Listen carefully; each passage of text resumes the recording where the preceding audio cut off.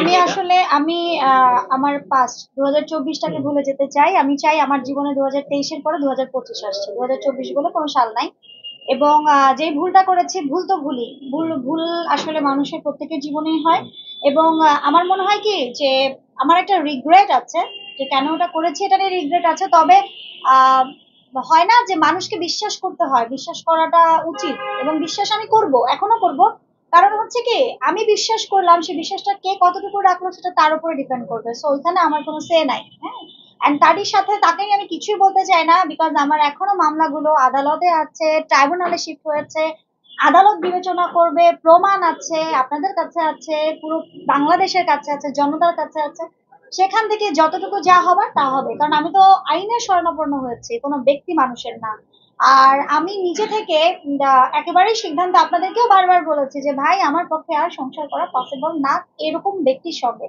So তাকে নিয়ে কোনো কথা বলতে চাই না, ইভেন তো তার নামটাও আমি নিতে চাচ্ছি না, সরি, আপু ক্ষমা এবং করবেন, আমি এই বিষয়ে না। চাইতে যাচ্ছি, এখনো দেখছি বিভিন্ন সোশ্যাল মিডিয়াতে কিন্তু আপনাকে নিয়ে সে সাক্ষাৎকার দিচ্ছে, আপনার কথা বলছে, এটা নিয়ে আমার কথা বলে আম জনতা যদি টাকা 2-4-5 টাকা উপার্জন করতে পারে, তাই না, 2-4টা ডলার উপার্জন করতে পারে, এখন সে যদি আমার কথা বলে তা আমার তার নামের পাশে আমার নামটা ছিল, এটা তো অস্বীকার করবার না, তাই না। এটা অবশ্যই সে প্রতারণা করে হোক, যেভাবে হোক রেখেছে।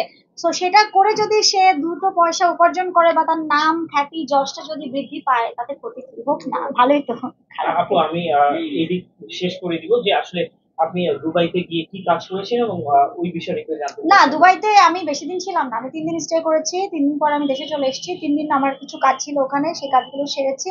এরপরে নেপালের প্রস্তুতি ছিল, কিন্তু নেপালতে যাওয়া হয়নি। যে বললাম, দেশে অনেকগুলো ব্র্যান্ডিং এর কাজ ছিল, অ্যান্ড যেহেতু ওর সাথে কাজটার প্ল্যানিং ছিল আগে থেকে, ও দেশে আসবে, অ্যান্ড দেশে আসার পরে বেশ কিছু প্ল্যান আছে। যেমন একটু আগে একটা ইন্টারভিউ দিয়ে এসেছি, আগামীকালকে ইন্টারভিউ আছে, পরশু আছে। তো কন্টিনিউস আমাদের টানা কাজ আছে, কিছু প্রজেক্ট আছে। আর যেহেতু ও বিজনেসম্যান, ও হচ্ছে বাইরে থাকে, দেশে কিন্তু কম থাকে, হ্যাঁ, দেশে 10 দিন থাকে, বাইরে 20 দিন থাকে।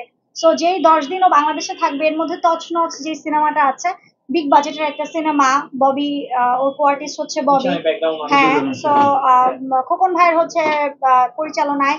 তো ওই সিনেমাটা নিয়েও ওর ডিজাইন, ওর কস্টিউম অ্যান্ড ওর গেট আপ সেট আপ এগুলো নিয়েও একটু গ্রুমিং করানো হচ্ছে। এবং ওর ওর যেহেতু মানে ওর ভাষাটা বা আঞ্চলিক, যেটা ও ছোটবেলা থেকে যেটা হয় না আমাদের সবারই, হ্যাঁ হ্যাঁ সো ওইখানেও প্রশিক্ষণ নিচ্ছে। সো ওই সব জায়গা থেকে হচ্ছে গিয়ে ওকে আমরা প্ল্যান করেছি, ও যতদিন দেশে থাকছে অতদিন একটু ফোকাস থাকবে অন কাজে, কাজের প্রতি ফোকাস। আর আমাদের সামনে আরো কিছু বড় বড় ব্র্যান্ড, আমরা যে ব্র্যান্ডের কাজটা করেছি, বাংলাদেশের টপ মাছ ব্র্যান্ড, বাংলাদেশের টপ ব্র্যান্ড, যেখানে আম, পরি আপু থেকে শুরু করে বা যত যত সেলিব্রিটিস আছে, সবাই সবাই প্রত্যেকের মাঝে আমরা দুজন।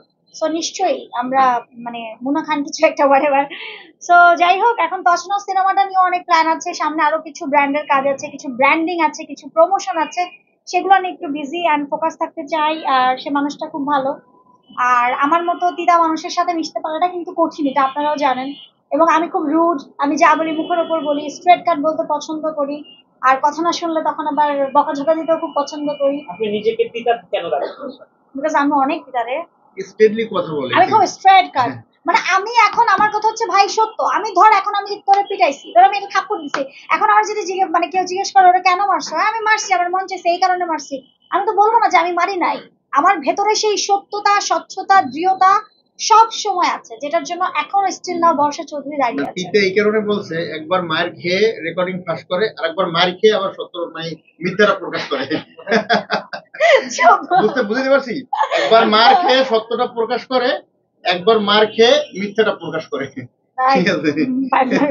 আচ্ছা আসলে আপু আপনি আসলে আপনার যে মানে আপনি লাইভে আমরা, হ্যাঁ লাইভে সমস্যা নেই। আপনি আপনার কতটুকু ক্ষতি হয়েছিল যে কদিন আপনি মানে